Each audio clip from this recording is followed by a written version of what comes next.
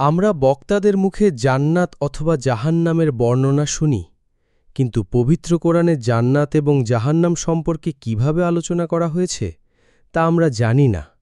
আজ আমরা জানব পবিত্র কোরআনে কিভাবে জান্নাত এবং জাহান্নাম সম্পর্কে আলোচনা করা হয়েছে।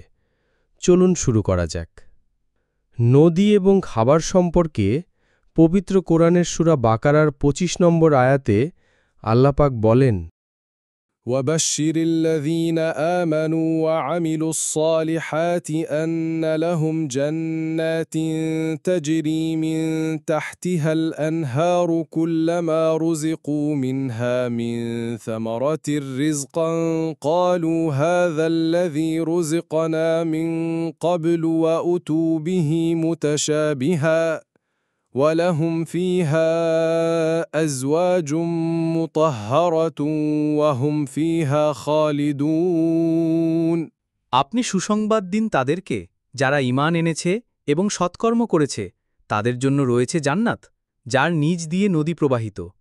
যখনই তারা সেখান থেকে কোনো ফলমূল খেতে পাবে, তারা বলবে, এ তো সেই ফল যা আমরা পূর্বে পেয়েছিলাম। অথচ তাদেরকে যে ফল দেওয়া হবে তা হবে একে অপরের মতো, অর্থাৎ দেখতে মিল আছে। তাদের জন্য থাকবে সেখানে পবিত্র সঙ্গিনী এবং তারা সেখানে চিরকাল অবস্থান করবে। ফলমূল ও খাবার সম্পর্কে পবিত্র কুরআনের সূরা ওয়াকিয়া ২০ নম্বর আয়াতে আল্লাহ পাক বলেন, ফলমূল আমরা নিজের পছন্দ মতো পাব। বিছানা ও ছায়া সম্পর্কে পবিত্র কুরআনের সূরা রহমান ৫৪ নম্বর আয়াতে আল্লাহ পাক বলেন, তারা মখমলের বিছানায় হেলান দিয়ে বসে থাকবে, ফলমূল তাদের নাগালে থাকবে। জান্নাতের শান্তি সম্পর্কে পবিত্র কুরআনের সূরা গাশিয়া ১০-১১ নম্বর আয়াতে আল্লাহ পাক বলেন, সেখানে কোনো বাজে কথা শোনা যাবে না। পুরস্কার ও সম্মান সম্পর্কে পবিত্র কোরআনের সূরা ইয়াসিন ৫৮ নম্বর আয়াতে আল্লাহ পাক বলেন, সালামুন কাউলাম মির রব্বির রাহিম। তাদের প্রতি সালাম, শান্তির অভ্যর্থনা পরম দয়ালু রবের পক্ষ থেকে।